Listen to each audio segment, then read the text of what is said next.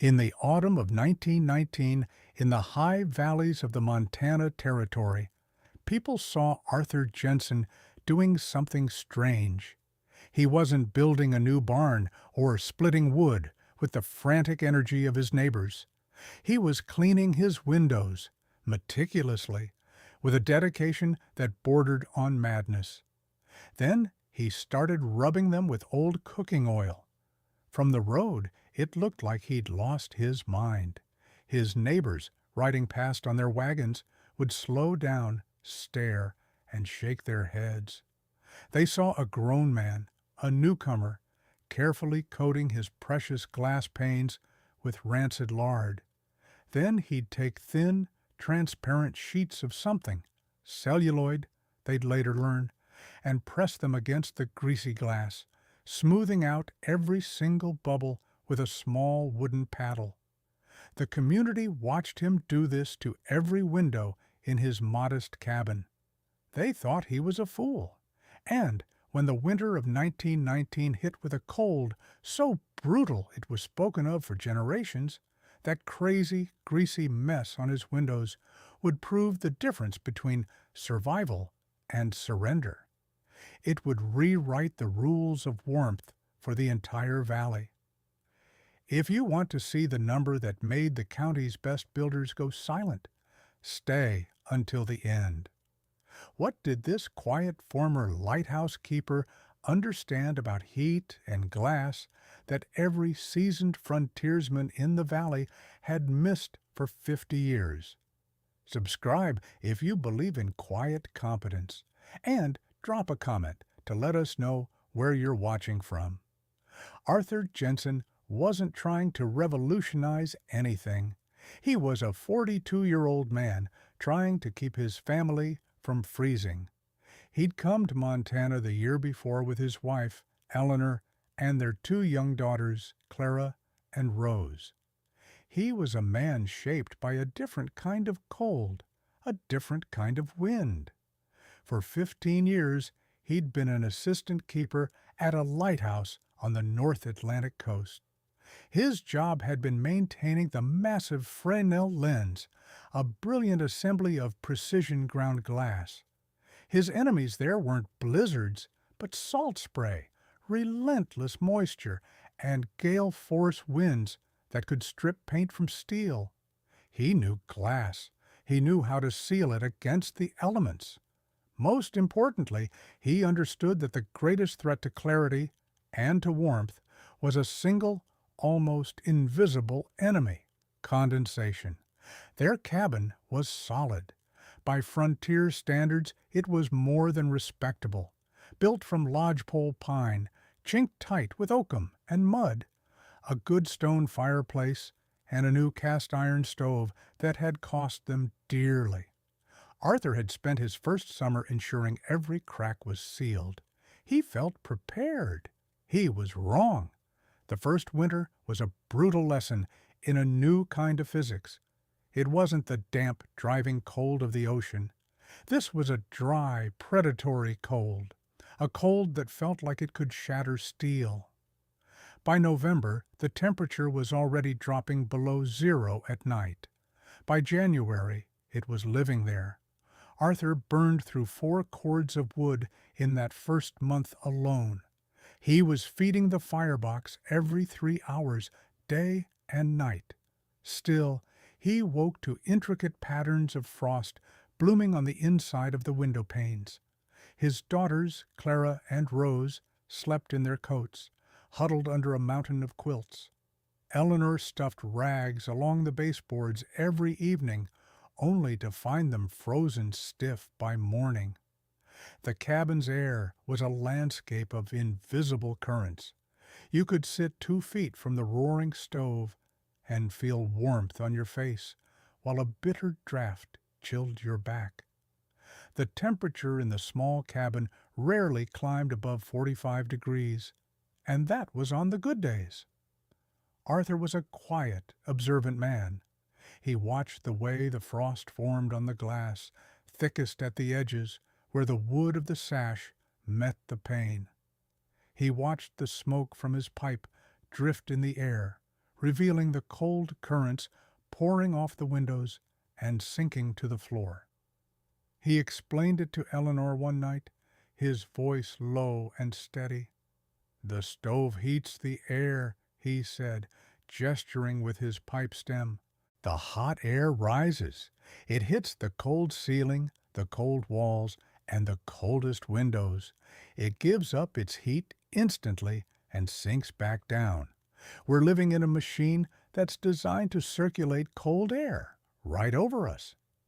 Wind doesn't just chill the air. It strips heat directly from walls, from wood, from glass. And single-pane glass, he knew, had almost no insulating value.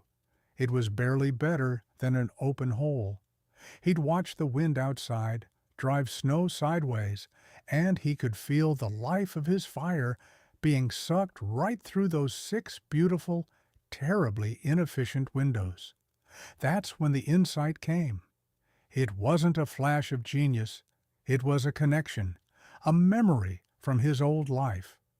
On the lighthouse, they had double-paned storm windows for the living quarters, but the massive lantern room lens was a single vast wall of glass. In the winter, keeping the inside surface free of condensation so the light could shine out was a constant battle. The old keeper he'd trained under had shown him a trick for the smaller inspection windows. A thin layer of glycerin rubbed on the inside would prevent moisture from clinging to the glass and freezing. It kept the glass clear. Arthur didn't have glycerin, but he had rendered lard and bacon grease.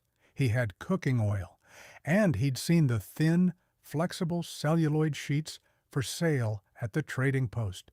They were sold as replacements for cracked panes in carriage lanterns, or for makeshift repairs. They were cheap, water-resistant, transparent. His plan was simple, born of desperation and deep practical knowledge. He couldn't afford new storm windows, but maybe he could build them right on the glass itself. He would create a second skin for each window, a layer of still, trapped air. He knew from his lighthouse days that still air is a phenomenal insulator. It's the moving air, the convection, that steals the heat. He would use the cooking oil not as a glue, but as a sealant and an optical bridge. The oil's viscosity would hold the thin celluloid sheet to the glass through pure surface tension. It would fill every microscopic imperfection, making the bond perfectly transparent and, most importantly, perfectly airtight. He would create a double-pane window for the cost of a few cents. He waited until late October when the harvest was in and the days grew short. He took the leftover cooking oil, strained it through cheesecloth until it was clean and clear. He bought 20 of the largest celluloid sheets the trading post had for $1.50. His neighbors were buying extra cords of wood and sacks of flour. Arthur Jensen was buying flimsy sheets of plastic and hoarding his bacon grease. The stairs had already begun. He paid them no mind. He wasn't building for them. He was building for his daughters. The first step was the most crucial and the one his neighbors found the most baffling. On a clear, cold morning, Arthur took a bucket of hot water with lye soap and washed every window inside and out. He scraped them with a razor. He polished them with old newspaper until they were invisible, flawless. He wanted a perfect bond. Eleanor watched him from the doorway, her arms crossed against the chill. "Arthur," she said softly, "Silas Croft told me at the mercantile that you should be checking the chinking, not washing windows before the first snow." "The chinking is fine," Arthur replied without looking up. "The problem isn't the logs. It's the holes in the walls we call windows." Once the glass was perfectly dry and cold to the touch, he began the real work. He took a clean rag, dipped it in the clarified, lukewarm oil, and began to apply a thin, perfectly even film to the entire interior surface of the first window pane. He worked like a surgeon, ensuring the layer was micro-thin. Too much and it would drip and look cloudy. Too little and it wouldn't seal. This was a skill born of polishing the giant lens of the lighthouse, of knowing how light behaved when it passed through different materials. Then he took one of the celluloid sheets, which he had cut to the exact size of the glass pane. Starting at the top, he carefully pressed it against the oiled glass. This was the magic. The oil acted like a squeegee, pushing all the air out from between the two surfaces. The sheet seemed to melt onto the glass, becoming one with it. He used a small, smooth block of wood to work his way down, pushing the few remaining air bubbles out to the edges until the sheet was perfectly flat, perfectly clear, and held fast by nothing more than the surface tension of the oil. From 2 feet away, you couldn't even tell it was there, but Arthur knew what he had created. He had made a sealed air gap about 1/16 of an inch thick, an unmoving, unchanging pocket of air. Now, here's what made this actually brilliant. That trapped air would act as a buffer zone. Still air insulates. Moving air at 40 miles per hour strips heat 15 to 20 times faster than still air. He had effectively stopped the cold air inside the cabin from touching the frigid exterior glass. The inner celluloid sheet would now only be exposed to the trapped air, which would be significantly warmer than the glass itself. It was like the dead air space in a double-pane window, created with nothing but grease and a sheet of cheap plastic. He repeated the process on all 6 windows. It took him 2 full days of meticulous, patient work. The sun was setting on the second day when he finished the last one. The cabin grew dark, and Eleanor lit the lamps. The light from inside shone out through the treated windows with a clean, pure clarity. From the outside, it looked like a normal, cozy cabin.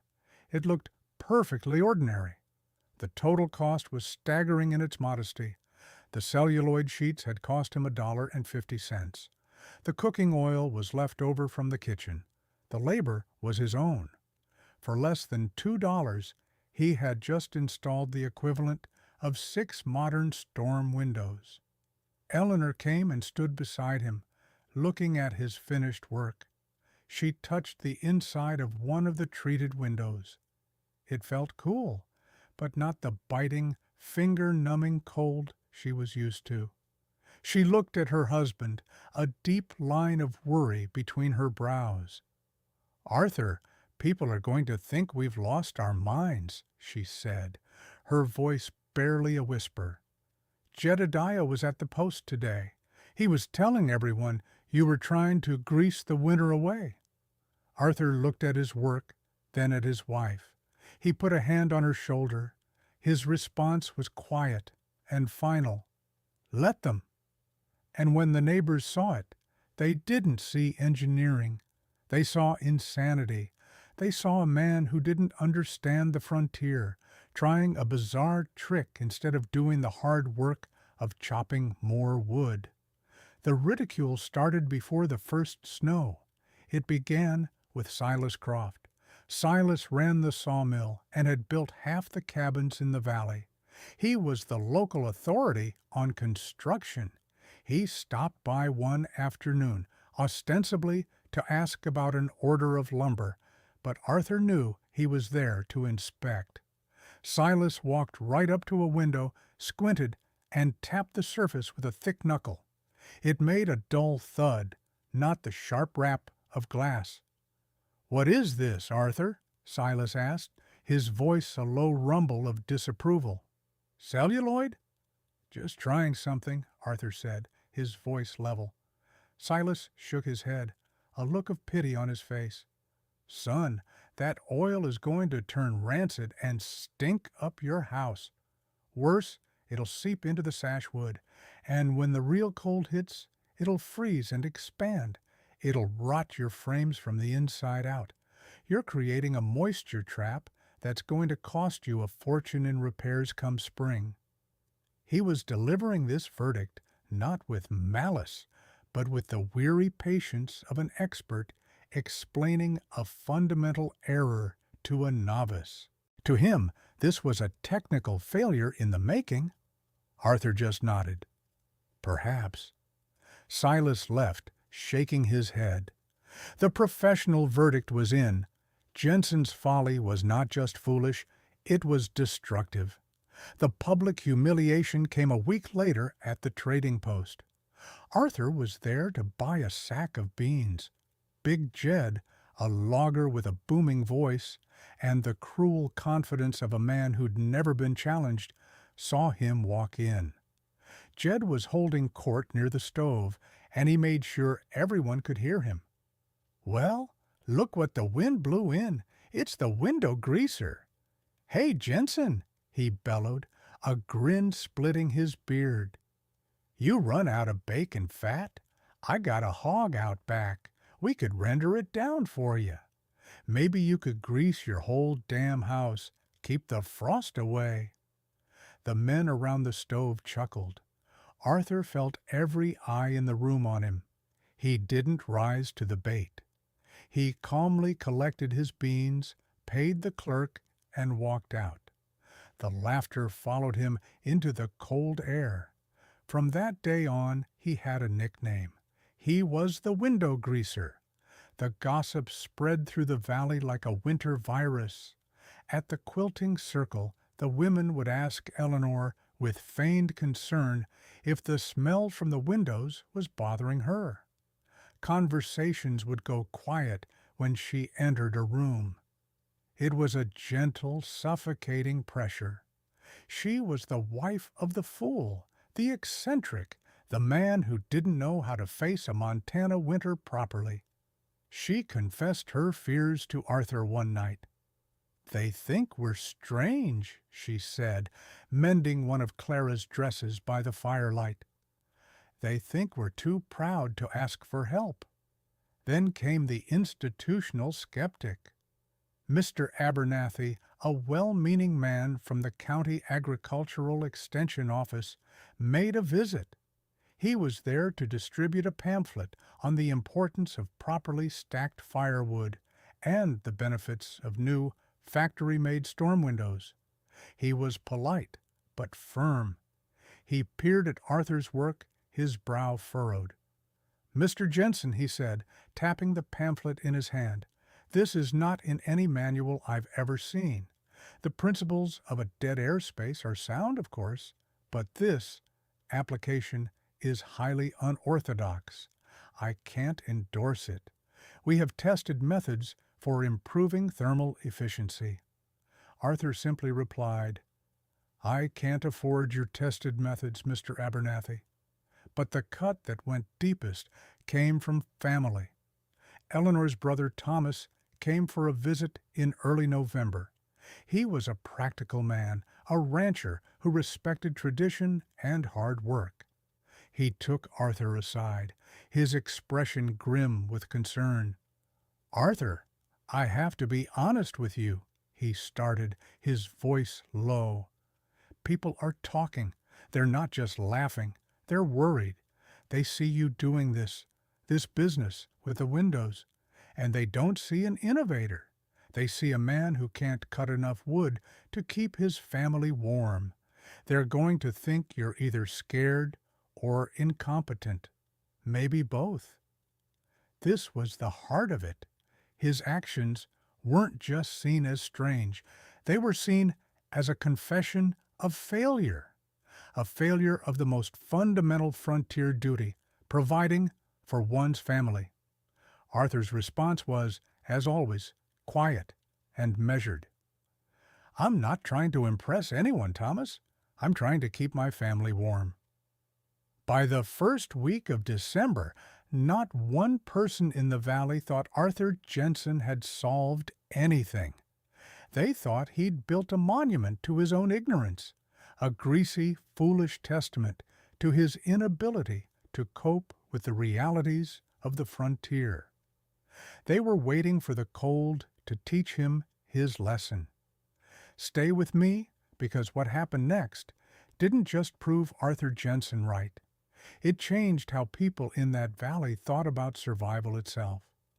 Then December came, and it brought the kind of cold that separates theory from reality. The winter of 1919 is still recorded in Montana's climatology archives as one of the most severe in the 20th century. It didn't arrive gently. It fell off a cliff. On December 8th, the thermometer at the trading post read 18 degrees Fahrenheit overnight. On December 12th, it plunged to 31. On December 18th, a massive Arctic high-pressure system stalled over the northern Rockies, and the bottom fell out. The mercury sat at 38 degrees with wind chills that the old-timers swore were colder than 60. For 23 consecutive days, the thermometer never climbed above zero. The wind was a constant physical presence.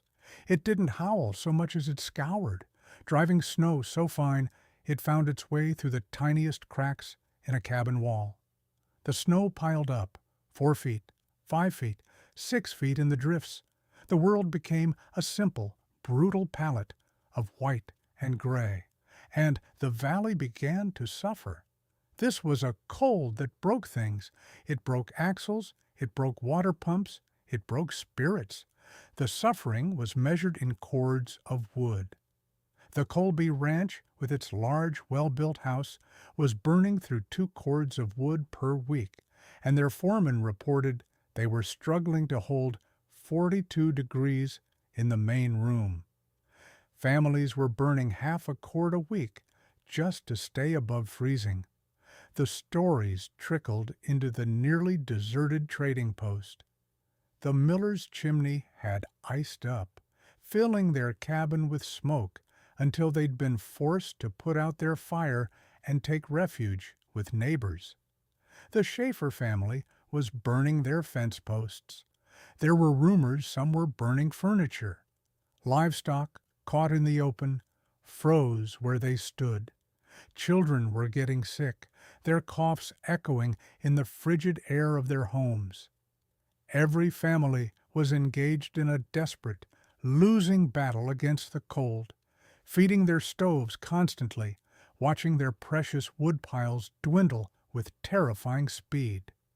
Their windows were their enemies, sheets of ice that radiated a palpable cold, covered in frost so thick they blocked out what little light the winter sun offered. And then people started noticing the Jensen place. Dr. Adams, making a house call on snowshoes to the Colby Ranch, passed by Arthur's cabin. He noticed it first. The smoke rising from Arthur's chimney wasn't the thick, panicked plume of a stove being fed every log that could be found. It was a thin, lazy wisp of smoke, a maintenance fire, not a survival fire. A few days later, Jedediah, the logger, was hauling an emergency load of wood to a neighbor and had to pass right by Arthur's property. He saw Arthur outside, in his shirt sleeves. He was calmly sweeping snow from his porch, the movements unhurried. He didn't look like a man in a desperate fight for survival. He looked like a man tending to his chores on a chilly autumn day. But the most damning evidence was the windows. In every other cabin in the valley, the windows were opaque white squares, completely blinded by a thick, feathery layer of interior frost. They were monuments to heat loss. Arthur Jensen's windows were perfectly, impossibly clear. You could see the warm, yellow lamplight inside. You could see the curtains. It was as if his cabin existed in a different climate, utterly untouched by the brutal cold that held the rest of the valley in its grip. Stay with me, because the number that came out of this cabin didn't just surprise the valley, it defied the known laws of their world. The breaking point came on December 23rd, the coldest day of the snap. The official temperature hit 42 degrees Fahrenheit before dawn. Silas Croft, the sawyer and builder, was a good man despite his rigid certainty. He felt a pang of guilt. He imagined the Jensen family, the newcomer with his foolish ideas, freezing in their cabin. He imagined the rot he predicted was now frozen solid in their window frames.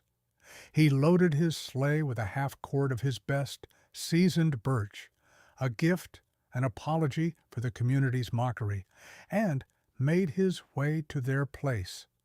He expected to find a family huddled in blankets, a desperate fire roaring, and a bone-chilling cold inside. He pulled up, his breath freezing in crystalline clouds. He knocked on the door, a heavy, gloved fist. The door opened. It was Eleanor Jensen, and the first thing that happened wasn't a word. It was a physical shock. A wave of warmth rolled out of the cabin and hit him in the face. It was a dense, humid, living warmth. The air that spilled out was so much warmer than the air he was standing in that it felt like stepping into a different season. He blinked in confusion. Eleanor wasn't wearing a coat. She wasn't even wearing a shawl. She was in a simple cotton house dress. Behind her, through the cabin opening, Silas saw the thing that would break his certainty forever.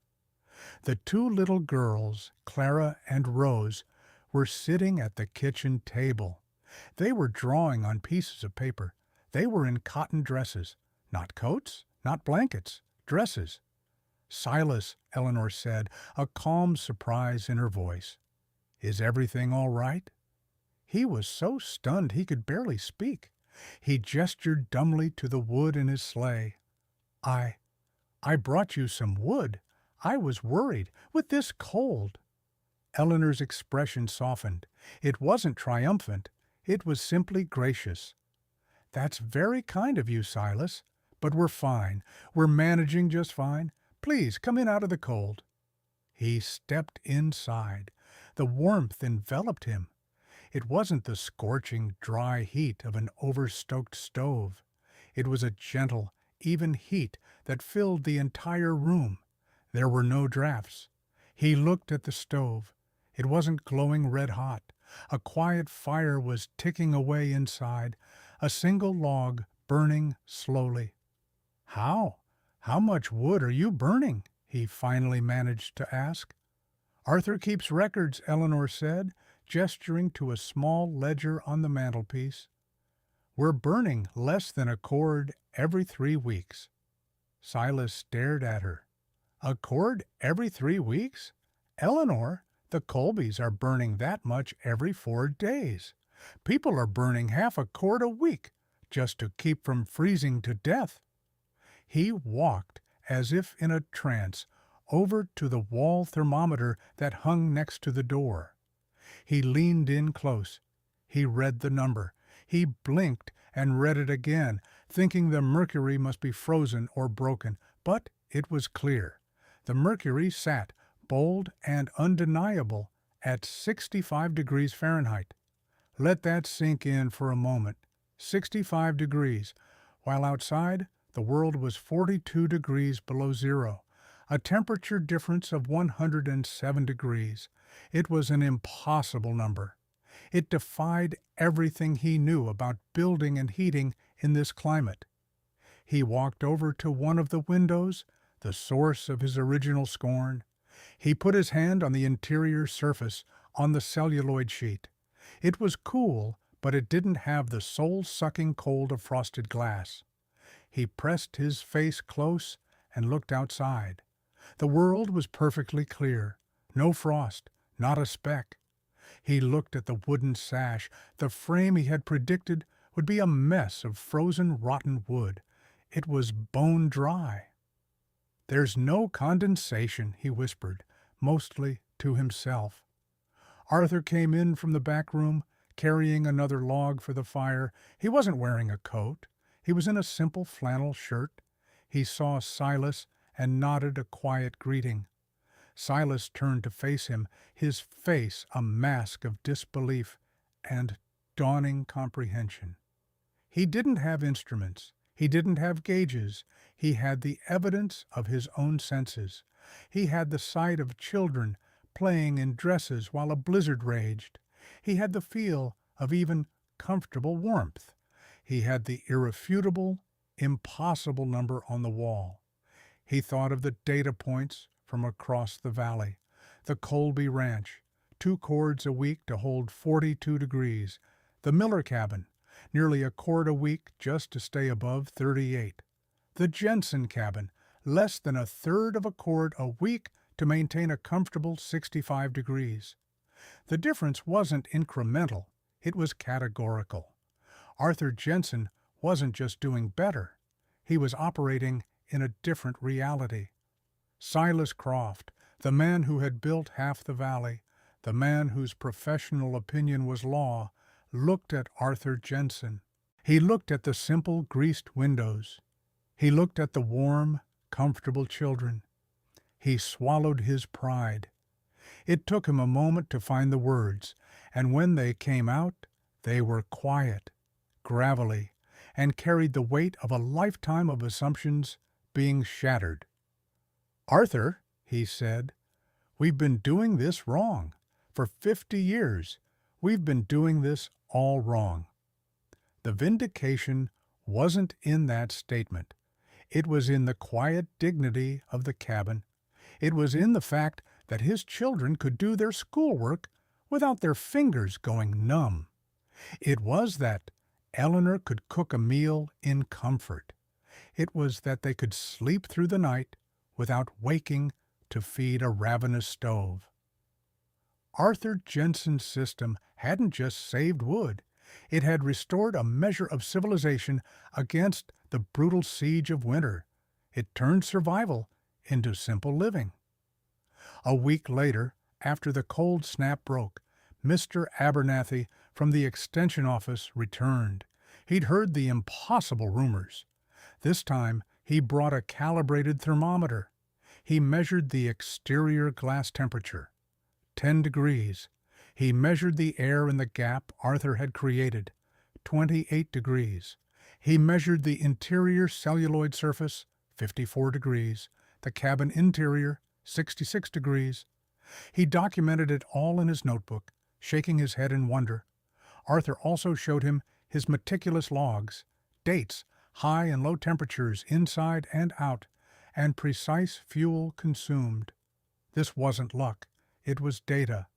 Word spread through the valley not like a rumor, but like a revelation.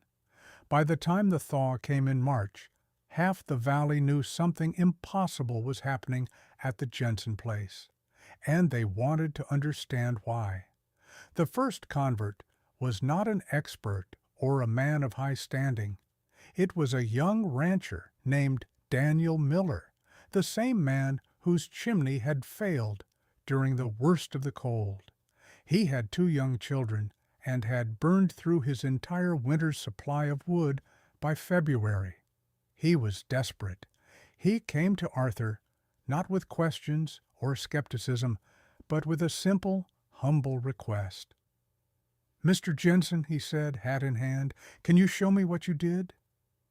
Arthur didn't lecture. He didn't gloat. He simply walked Daniel through the process. He explained the importance of the clean glass, the thinness of the oil, the need for a perfect, bubble-free seal. Daniel didn't have celluloid, so Arthur suggested another material, waxed muslin, tightly woven cloth, made translucent and waterproof with beeswax. It wouldn't be as clear, but the principle was the same. The air gap was the engine of the system. Daniel went home and spent 2 days preparing his windows. The result wasn't as elegant as Arthur's, but the effect was immediate. That night, for the first time all winter, His wife didn't have to stuff rags in the window frames. They burned half as much wood as usual, and the cabin was 10 degrees warmer. He had proven the system was replicable. That spring, 7 families implemented what was now being called the Jensen method. Some used celluloid, others used waxed cloth.